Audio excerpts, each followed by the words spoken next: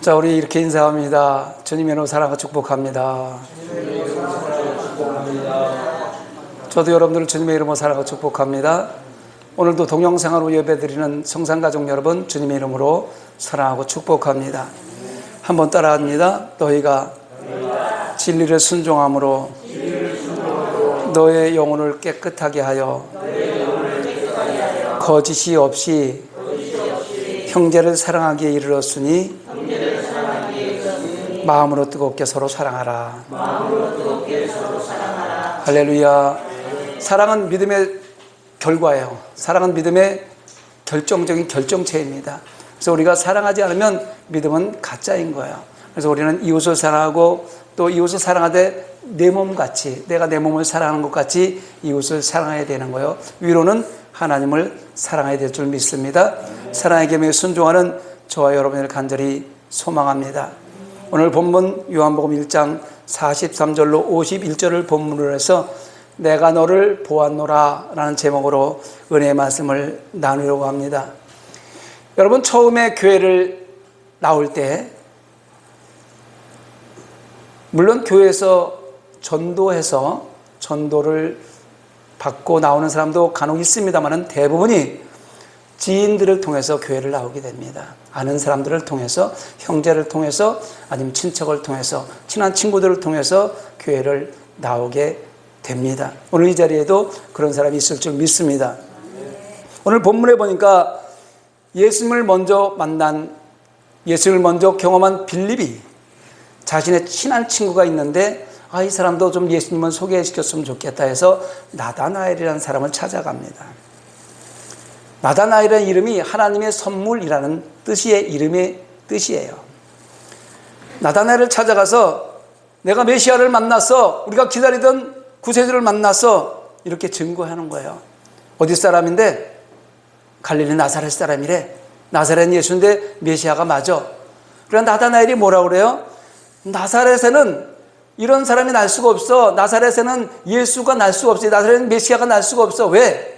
성경 구약에 보면 선지자들이 쭉 기록해 놓은 거 보면 예수님은, 메시아는 베들레헴에서 난다고 기록되어 있어요. 미가서 2장 5절에도 보면, 5장 2절에도 보면 베들레헴 에브라다야 그러면서 거기서 예수님이 메시아가 태어날 것이라고 예언을 다 해놨기 때문에 성경을 잘 아는 나다나엘은 나사렛에서는 예수가 나올 수가 없다고 지금 이야기하는 거예요. 이때 빌립이 할 말이 없는 거예요. 어떻게 뭐라고 이야기해 줄 게 없는 거예요. 그래서 뭐라 그래요? 와보라 그러는 거예요. 오늘 이 자리에 그럼 한번 와봐. 그래서 오신 분들이 계신 줄 믿습니다. 와보라 이 뜻은 네가 직접 가서 경험해봐 이 뜻이에요. 내가 아무리 얘기해도 네가 직접 보는 거예요. 백문이 불여일견이니까 네가 한번 직접 봐, 체험해봐. 이렇게 해서 와보라고 얘기합니다. 그 말을 듣고 친한 친구가 한번 가보자고 하니 뭐 그냥 죽은 사람 소원도 들어준다는데 산 사람 소원 못 들어주겠느냐, 이렇게 생각하면서 의심을 하면서 예수님께서 지금 나오고 있습니다. 그럴 때 예수님이 저만침에서 빌립과 함께 나다나엘의 나타남을 주님이 보고 이렇게 얘기하는 거예요. 47절에 보니까 보라, 이는 참으로 이스라엘 사람이라 그 속에 간사한 것이 없도다. 이 말을 듣고 나다나엘이 깜짝 놀라는 거예요. 자기의 삶을 너무 정확하게 지금 짚어보고 있는 거예요. 48절에 물어보는 거예요. 어떻게 나를 아세요? 딱 한 번도 만난 적도 없고 예수님하고 대화해본 적도 없고 한 번도 뭐 본 적이 없는데 어떻게 나를 아세요? 그러자 주님이 뭐라 그래요?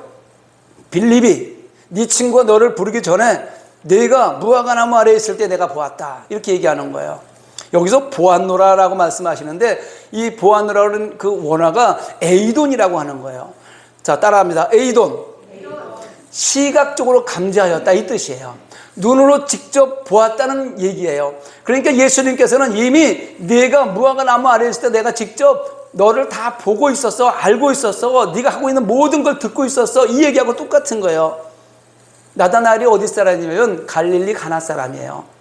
갈릴리 가나는 요한복음 1장, 오늘 이 말씀이 끝나면 2장이 딱 시작되면서 갈릴리 가나 혼인잔치에 물이 포도주로 변하는 그 놀라운 기적의 현장이 첫 번째 나타나는 곳이 갈릴리 가나라는 동네예요. 이 동네 사람이에요. 그러니까 예수님하고 만날 수 있는 길이 없었어요. 한 번도 만난 적이 없었습니다. 그런데 그가 무화과 나무 아래서 경건하게 묵상에 잠겨있는 모습을 예수님은 못 보시는 게 없잖아요.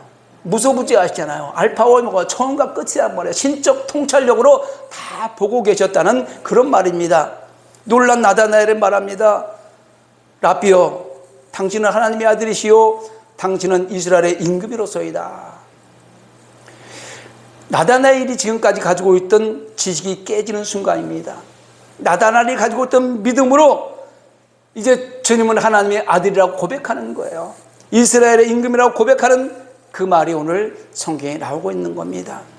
당시에 메시아는 베들레헴에서 날 것이라고 말을 철석까지 믿었던 나다나엘의 생각이 깨지는 순간이에요.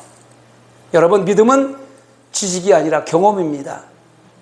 따라합니다. 믿음은 지식이 아니라 경험이다. 그래서 히브리서 믿음장에 보면은 믿음은 바라는 것들이 실상이요 보이지 않는 것들의 증거라고 얘기하는 거예요. 실상이고 증거예요. 믿음은 지식이 아니에요. 경험으로 나타나는 겁니다. 그래서 믿음을 경험해야 되는 거예요. 그래서 성령을 받아야 된다고 얘기하는 겁니다. 예수님은요, 나다나엘을 만나기 전에 이미 다 알고 다 보고 계셨어요. 예수님이 나다나엘만 알고 나다나엘만 보고 있을까요? 그 예수님은요, 지금 오늘 이 순간 저와 여러분들을 바라보고 계십니다. 다 알고 있단 말입니다. 그렇다면 저와 여러분들의 무엇을 보고 있을까요? 예수님이 지금 저와 여러분의 무엇을 보고 있을까요? 첫째, 성도의 기도를 보고 있습니다. 오늘 말씀에서 나다나엘이 무화과 나무 밑에서 무엇을 했을까? 무화과 나무 유대적 개념은 평화와 번영을 얘기하는 거예요. 그래서 무화과 나무가 많이 성경에 등장하는 거예요. 그래서 열왕기상 4장 25절에 보면 솔로몬이 사는 동안에 유다의 이스라엘의 단에서부터 브엘세바에 이르기까지 각기 포도나무 아래와 무화과나무 아래에서 평안히 살았더라. 할렐루야. 솔로몬의 시대가 평화와 번영의 시대로 살아가고 있음을 말하는 거예요. 무화과나무가 평화와 번영을 이야기하는 것이니까.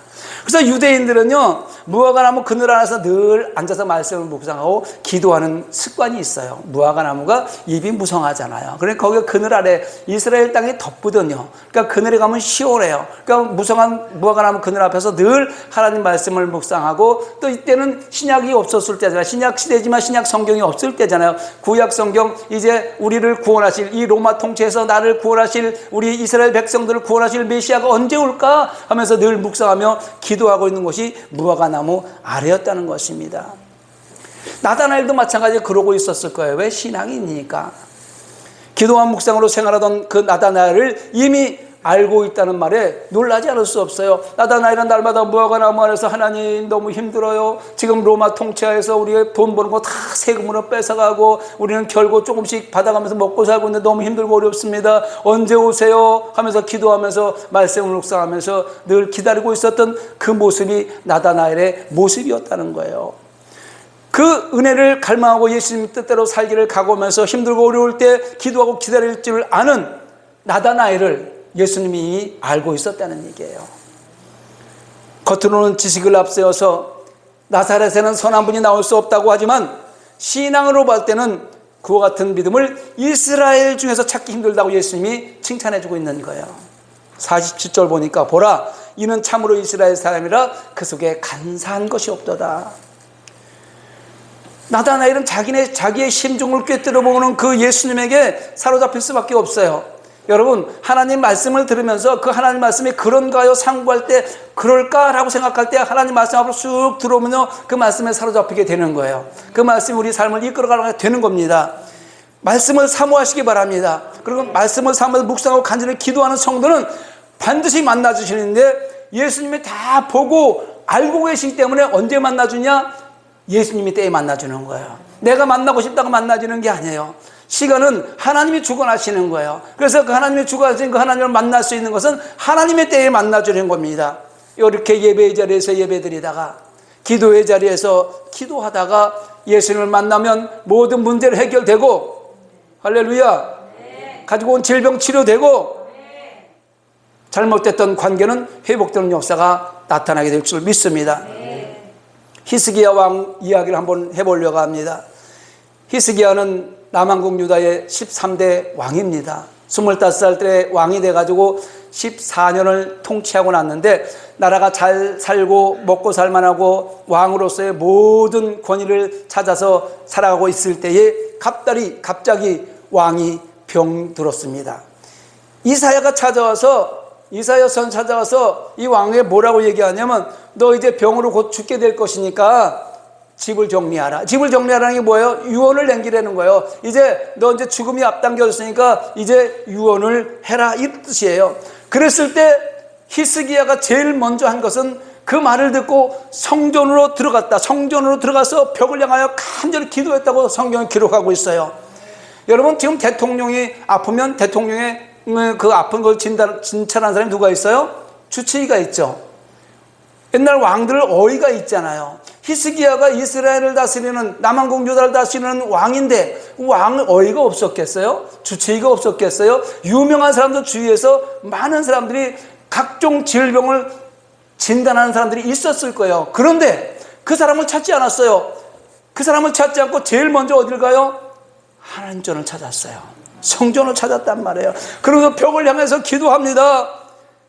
주여, 지금까지 내가 살아오면서 하나님 섬긴 것, 내가 기도한 그 모습을 한번 돌아보시고 내 생명을 살려주시옵소서, 내 병을 고쳐주시옵소서. 이렇게 기도하고 있을 때 하나님이 다시 이사야 선지자를 히스기야에게 보냅니다. 그래서 열왕기하 20장 5절 6절에 이렇게 이야기합니다. 하나님이 내 기도를 들었고, 누구 기도를? 히스기야의 기도를 들었고, 내가 흘리는 눈물을 보았노라. 내가 너를 낫게 하리니 내가 3일 만에 여호와의 성전에 올라가겠고 내가 내 날에 15년을 더할 것이요. 할렐루야. 이제 병들어 죽겠다고 하던 사람이 하나님의 성전에 올라가서 간절히 주여 살려주세요 하고 기도했더니 15년을 더 살게 해주겠다고 하나님이 말씀해 주시는 거예요. 할렐루야. 이런 일은요 지금도 나타나는 거예요. 하나님의 나라, 하나님의 그 기적이 그때만 나타나는 것이 아니고 하나님은 어제나 오늘나 영원토록 동일하신 분이기 때문에 그때 나타났던 기적이 오늘 이 순간 이 현장으로 나타날 줄 믿습니다. 한나의 기도도 마찬가지입니다. 한나가 누굽니까? 아기를 못 낳아서 하나님 아들 하나만 주세요. 아기를 못 낳으니까 자기 동서한테 맨날 구박을 당하는 거예요. 아기 하나만 주세요. 아기 하나만 주면 내가 그 아기를 하나님 앞에 바치겠습니다. 그러면서 아기 하나를 달라고 간절히 기도하고 있는데 그 기도하는 모습을 누가 봤냐면 엘리 제사장이 본 거예요. 지금으로 말하면 기도하고 있는 성도를 목사가 보고 있는 거예요. 얼마나 간절히 기도했는지, 주여 눈물을 흘리면서 아들 하나만 주세요. 그러면 그 아들을 내가 하나님 전에 바치겠나이다. 겟나 세마라 할라세커 이러면서 막 파바로로 기도하니까 엘리 제사장이 와서 보고 나서 야, 너 술 좀 그만 먹어라. 독주를 너무 많이 해서 술 취하고 술주정하고 있구나. 성전에서 엘리 제사장도요 간절히 기도하는 그 모습을 보고요 술 취했다고 얘기하는 거예요. 엘리 제사장은 몰라요. 근데 하나님은 그 간절한 마음의 중심을 다 알고 보시고 계시다가 결국 사무엘이라는 아들을 주는 거예요. 할렐루야. 그래서 사무엘이 얼마나 많은 일을 합니까? 이스라엘을 이끌어가는 선지자요, 제사장으로서 이스라엘 왕을 세우는 그 놀라운 선지자 역할을 감당하는 그 사무엘을 주셨습니다. 여러분, 하나님은요 기도를 들으실 뿐만이 아니라 기도하는 사람을 보고 계십니다. 여러분 기도하십니까? 하나님은 지금도 기도하는 사람을 보고 계시다는 걸 깨달으시고 깨어서 기도하시기 바랍니다. 그러면 반드시 하나님의 때에 다 이루어질 줄 믿습니다. 두 번째로 예수님은 우리의 죄를 보고 계십니다. 대부분의 죄는요 밤에 이루어져요. 어두운 곳에서 이루어집니다. 그래서 도둑질하는 사람들이 언제 다녀요? 밤에 다니는 거예요. 왜요? 안 보이니까. 남이 안 보니까. 남이 안 본다고 생각하니까 어두운 때 이루어지는 거예요. 현실적으로 사실 이 죄를 못 보면 그 죄는 죄가 아닌 거예요. 죄가 성립되지 않잖아요. 지금 보세요.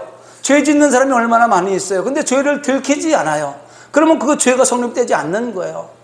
제가 소망교도소에 가서 설교를 하러 간 적이 있어요. 죄수들이 수백 명이 쭉 앉아 있습니다. 그 사람들을 보는데 하나님께서 내 마음에 이런 마음을 주는 거예요. 저 사람들은 죄를 짓다가 들켜서 여기 왔지만 너는 죄를 지었음에도 불구하고 죄 짓지 않아서 여기서 설교하고 있다. 이런 음성을 주는 거예요. 그렇습니다. 그 사람들은요, 죄 짓다가 들켜서 잡혀 들어간 거예요. 그래서 저와 여러분들요, 죄 없습니까? 들키지 않아서 여기서 예배 드리고 있는 거예요. 하나님은요, 근데 그 모습을 다 보고 계십니다. 세상에는 죄를 들키지 않으면 죄인으로서 어떤 처벌을 받지 않습니다. 그러나 하나님의 법은 달라요. 아담과 하와가 범죄했을 때 하나님의 낯을 피해서 동산 나무 사이에 숨었습니다. 그럴 때 하나님이 아담을 부릅니다. 아담아, 내가 어디 있느냐? 하나님이 아담이 어디 있는 걸 몰라서 부르시겠습니까? 이 한마디는 무엇을 뜻하냐면 내가 무엇을 했는지 다 안다, 이 뜻이에요. 내가 너 다 알고 있어. 여러분, 지금 이 순간에 예수님은 저와 여러분 옆에 계십니다. 성령님이 동행하고 계십니다. 그래서 저와 여러분이 죄를 짓는 순간순간, 마음으로 죄를 짓는 순간까지 다 보고 계시다는 걸 잊지 마시기 바랍니다. 아무도 보지 않는 들에서 동생을 쳐 죽인 가인 마찬가지예요. 가인은요, 이 세상에 제일 첫 번째로 살인을 한 사람이 가인이에요. 가인. 자기 동생을 아무도 보지 않는 들에서 쳐 죽입니다. 여호와께서 찾아요. 하나님께서 여호와께서 가인에게 이르시되 네 아우 아벨이 어디 있느냐? 이렇게 물으십니다. 몰라서 묻겠습니까? 그렇지 않습니다. 이미 가인의 핏소리를 들었다고 성경이 기록하고 있어요. 하나님은 가인의 핏소리를 들었다는 거예요. 가인의 핏소리를 들으신 분, 그 아벨이 죽은 아벨의 핏소리를 들으신 분이 하나님이란 말이에요. 다만 가인이 죄를 깨닫고 용서 빌기를 원하는 마음이 담겨있기 때문에 내 동생 아벨이 어디 있느냐 지금 묻고 있는 거예요. 그러나 가인은 해석하게도 나 알지 못해요. 내가 내 아우를 지키는 사람입니까? 아무도 없는데 쳐 죽였으니까 하나님도 못 봤을 거라고 생각하는 거 아니겠습니까? 내가 내 아우를 지키는 사람이면 나도 몰라요. 용서받기를 거절하는 거예요. 저와 여러분의 마음속에요, 때로는 찔림을 줄 때가 있어요. 아무도 못 볼 때 내 마음속으로 죄를 지었는데도 이거는 죄구나 하고 찔림을 받을 때가 있어요. 그때 하나님 잘못했어요 하고 회개하면서 용서를 빌고 기도하면 용서를 받을 수가 있지만 아무도 안 받는데 뭐 어때? 이러면서 지금도 죄 짓고 도피해가지고 밀항해가지고 외국에서 잘 살고 있는 사람들 있지요. 그렇지요? 많아요. 조이팔이라는 사건을 너무나 잘 알고 있죠. 중국에서 죽었다고 그래가지고 뭐 장사까지 다 지냈다고 그러는데 아직도 살아있다는 소문도 들려요. 살았는지 죽었는지 우리는 몰라요. 하나님이 모르실까요? 다 알아요. 하나님은 다 알아요. 세상에는 죄를 짓고 들키지 않으면 그냥 살아갈 수 있지만 하나님 앞에는 살아갈 수 없어요. 불신자의 모습이 이런 거예요. 예수 믿자, 예수 믿고 천국까지 이랬을 때 야, 하나님이 어딨어? 먹고 살기 힘든데. 이런 모습. 나는 죄 없어. 나는 정직하게 살아. 지킬 거 다 지키소라. 세금 낼 거 다 내고 법 지킬 거 다 지키고 살아. 나는 죄인 아니야. 이렇게 얘기하는 사람 불쌍한 사람이에요. 불쌍한 죄인이 맞습니다. 불신자의 모습이 이렇습니다. 여러분, 하나님은요 지금도 죄악과 버타는 성도들의 모습을 보고 있습니다. 아니, 성도만 보고 있는 것이 아니라 하나님의 형상대로 지음받은 이 세상의 모든 사람들을 하나님은 보고 있다는 것입니다. 사람은 그 누구도 하나님의 눈을 속이거나 하나님의 낯을 피할 수 없습니다. 죄를 짓고 하나님을 피할 수 있다고 생각하면 오산이에요. 착각입니다. 잘못된 생각입니다. 여러분, 광고를 보셨는지 모르겠습니다. 다 본다라는 블랙박스 아십니까? 블랙박스 이름이 다 본다예요. 그 블랙박스 달아놓으면 다 보잖아요. 여기저기 다 보여. 하나님은 우리 인생을 살피는 블랙박스예요. 다 우리의 마음까지 감찰하시는 블랙박스란 말이에요. 그러니까 피할 수가 없어요. 피할 수가 없어. 그래서 이스라엘 백성들이요, 하나님의 말씀을 듣지 않고 방종하고 자기 멋대로 살고 있는 아모스 시대의 이스라엘 백성들에게 하나님이 이렇게 얘기합니다. 내가 뭘 잘못했어요? 하나님, 우리 그래도 예배 다 드리고요, 11조 다 하고요, 헌금할 거 다 하고요, 예배 시간마다 예배 드리는데 뭐 잘못했어요? 이렇게 얘기한 아모스 선지자 때 이스라엘 백성들에게, 그리고 나서는 그들이 마음을 숨기고 다 숨어 들어가는 거예요. 아모스 9장 2장 2절로 3절에 보니까 그들이 파고 스울로 들어갈지라도 내 손이 거기서 붙잡아 낼 것이요 하늘로 올라갈지라도 내가 거기서 붙잡아 내릴 것이며 갈멜산 꼭대기에 숨을지라도 내가 거기서 찾아낼 것이요 내 눈을 피하여 바다 밑에 숨을지라도 내가 거기에서 뱀을 명령하여 물게 할 것이요. 여러분, 어느 곳도 숨을 곳이 없다고 지금 예수님 하나님 말씀하시는 거예요. 너희들이 죄 짓고 어디든 숨을 수가 없어. 갈멜산을 왜 얘기하냐면 갈멜산은 그때 당시에 이스라엘 백성들이 숨어 들어갈 수 있는 동굴이 2,000개가 넘게 있었어요. 그래서 거기 숨어 들어가면 세상 사람들이 찾을 수가 없어요. 그래서 갈멜산을 얘기하는 거예요. 어디 있든지 내가 다 보고 있기 때문에 너 숨을 데가 없어. 그러면서 죄값을 물으시겠다는 하나님의 경고의 말씀이었습니다. 시편 139편 7절로 10절에 보니까 내가 주의 영을 떠나 어디로 가며 주의 앞에서 어디로 피하리이까. 내가 하늘에 올라갈지라도 거기 계시며 서울에 내려갈지라도 내 자리를 펼지라도 거기 계시니이다. 내가 새벽 날개를 치며 바다 끝에 가서 거주할지라도 거기서 주의 손이 나를 인도하시며 주의 오른손이 나를 붙드시리이다. 예수님은요, 하나님의 백성들이 기도하면서 하나님의 백성들로서의 일을 잘 감당할 때 하나님께서 복을 주시는데 쏟아 부어주시잖아요. 어디에 있든지 복을 주시는 거예요. 마찬가지로요, 죄인을 찾으신데도 하나님께서는 낱낱이 뒤져서 다 그 죄를 보응의 잔을 마시게 하신다는 거예요. 무소부지 하시다는 거예요. 숨길 수가 없다는 거예요. 그런데 예수님은 오늘 나다나엘에게 참 이스라엘 사람이요, 그 속에 그것은요, 나다나엘의 마음속에 있는 모든 죄까지 살피고 있었다는 말씀입니다. 저와 여러분의 생각까지도 다 살피고 있어요. 여러분 지금 여기에 예배드리고 계시면서 혹시 오늘 내가 여기 왜 와서 앉아 있는 거야? 바쁜 시간에. 이런 마음까지도 하나님께 다 살피고 계시다는 거 잊지 마시기 바랍니다. 여러분, 하나님께서 지금 우리 마음속에 죄까지 살피고 계시는데 어떤 평가를 내리실까요? 한번 낫으로 점수를 매겨보시기 바랍니다. 지금 예배의 자리에 앉아있는 나를 하나님께 점수를 매긴다면 정말 여러분 신령과 진정으로 하나님 앞에 예배드리고 있으면 100점. 신령과 진정으로 예배는 드리고 있지만 생각이 가끔 딴 데 왔다 갔다 하면 80점. 예배는 억지로 와서 앉아있지만 그냥 말씀도 안 들어오고 뭔 소리 하는지 모르겠고 이러면 50점 미만. 그러면 불합격. 이렇게 되는 거예요.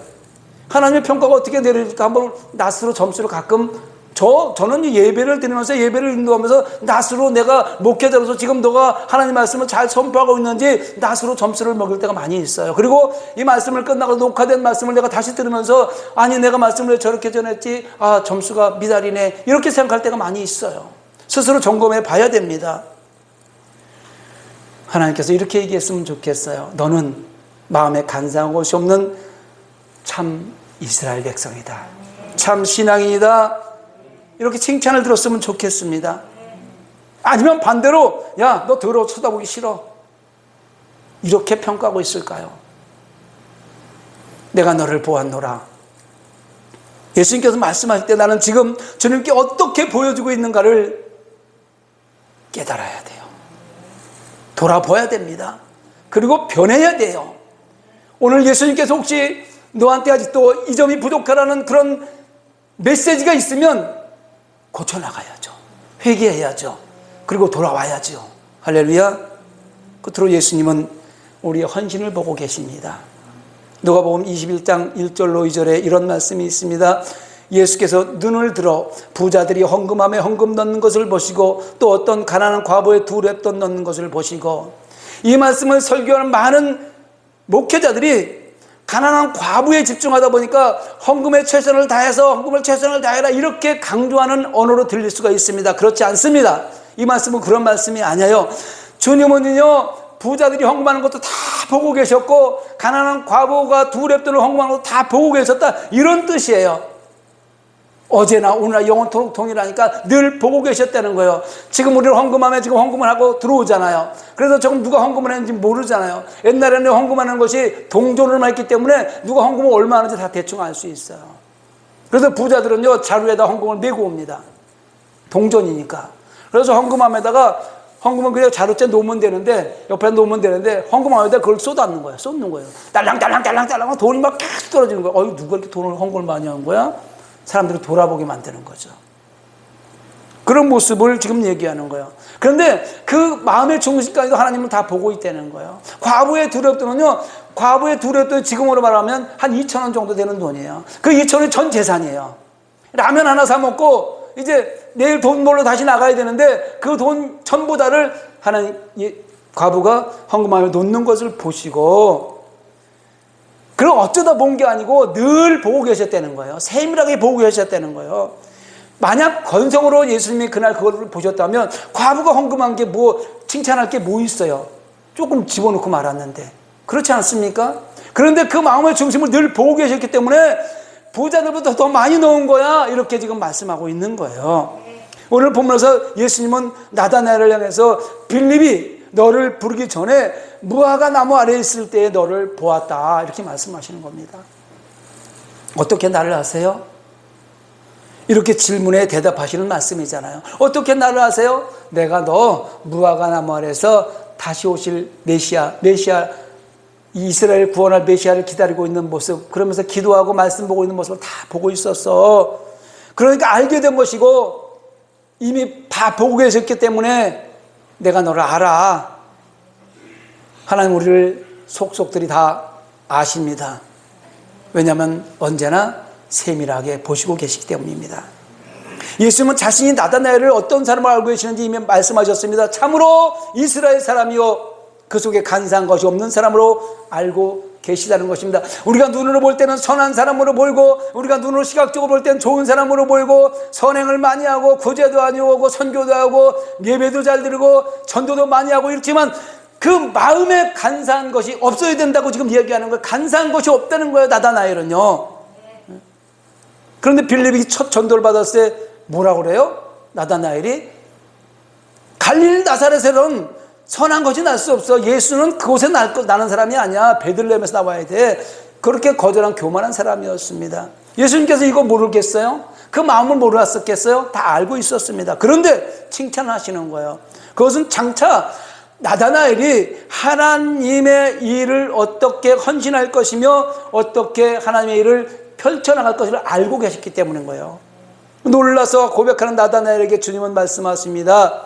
50절에 보니까 예수께서 대답하여 이르시되 내가 너를 무화과 나무 아래에서 보았다므로 믿느냐? 이보다 더 큰 일을 보리라. 나다나엘이 주님의 제자가 되어서 앞으로 어떻게 헌신할 것인지를 이 말 속에 있는 거예요. 나다나엘이 예수님의 제자인데 예수님의 12제자에 나다나엘이라는 사람이 이름이 없어요. 나다나엘은 바돌로메를 나다나엘이라고 지금 많은 신학자들이 얘기하는 거예요. 바돌로메라는 뜻은 돌로메의 아들이라는 뜻이에요. 그러니까 나다나엘이라는 이름을 쓰지 않고 바돌로메, 그러니까 돌로메의 아들이 나다나엘일 것이다, 이렇게 지금 다 이야기하고 있습니다. 실제로 그 나다나엘은 전승에 의하면 인도와 메르니아에서 아르메니아 지방에서 전도하다가 붙잡혀서 살갗이 벗겨지는 죽임을 당했다고 전해지고 있습니다. 하나님의 일을 온전하게 감당했다는 거. 왜? 은혜를 받았으니까. 오늘 말씀을 살펴볼 때 예수님께서 사람들에게 하나님을 맡기실 때는 그 사람들의 내면을 살펴보시고 일을 맡겨주신다는 것을 잊지 마시기 바랍니다. 우리의 내면을 살펴보시고 하나님의 일을 맡기는 거예요. 교회에서 임직자를 세울 때 많은 교회들은 그냥 겉모습을 보고 세울 때가 많이 있어요. 그런데 그 내면을 보시고 하나님은 세우신다는 거 잊지 마시기 바랍니다. 하나님은 어떤 사람들에게 일을 맡기실까요? 나다나엘과 같이 마음에 간사함이 없는 그런 사람, 이스라엘 사람, 정직하고 참다운 사람에게 하나님의 일을 맡기시는 것입니다. 우리도 이제 곧 임직 예배가 있어요. 여러분 정직하고 참다운 하나님이 기뻐하시는 그런 임직자가 되시기를 간절히 소망합니다. 사랑하는 성도 여러분, 그리고 동역자 여러분, 시편 139편 1절로 4절은 이렇게 말씀합니다. 여호와여, 주께서 나를 살펴보셨으므로 아시나이다. 주께서 내가 앉고 일어섬을 아시고 멀리서도 나의 생각을 밝히 아시며 나의 모든 길과 내가 눕는 것을 살펴보셨으므로 나의 모든 행위를 익히 아시오니 여호와여, 내 혀의 말을 알지 못하는 것이 하나도 없으시니이다. 우리 일거수일투족을 다 알고 있다는 거예요. 다 보고 있다는 거예요. 우리의 기도를 들으시고 보시고 우리 죄를 보시고 우리가 교회를 하나님의 나라를 믿음의 공동체를 향하여 헌신하고 있는 것을 보시고 계시다는 것입니다. 혹시 예수님은 나를 기억할까? 내가 뭐 특별하게 하는 일도 없는데 나를 모를 거야? 이런 생각하지 마세요. 오늘 이 자리에 처음 나오신 분도 예수님이 다 알고 계셔요. 할렐루야. 네. 하나님께서는 여러분의 수고 헌신 그리고 눈물의 기도를 다 알고 계십니다. 무화과 나무 아래 있는 나다나엘만 보는 것이 아니라 오늘 이 자리에 나와서 예배하는 저와 여러분을 다 보시고 아시고 계시는 것입니다. 불꽃 같은 눈동자로 우리를 보고 계시는 그 시선을 피할 수 있거나 가릴 수 있는 사람은 아무도 없어요. 그렇게 생각하면 오산이라니까요. 하나님은 다 보시고 계십니다. 과거도 현재도 내일의 우리의 삶까지도 다 보시고 아시고 계십니다. 그러니 우리는 우리의 삶을 온전히 하나님께 맡기고 우리 각자에게 맡겨진 사명이 다 달라요. 맡겨진 일들이 다 달라요. 어떤 사람은 큰 일을 감당하게 하고 어떤 사람은 작은 일을 감당하게 합니다. 그러니까 각자 맡겨진 사명에 충실한 성도들이 되시기를 예수님의 이름으로 축원합니다. 네. 말씀을 생각하면서 우리 찬양을 한 곡하고 기도하기를 원합니다. 하나님,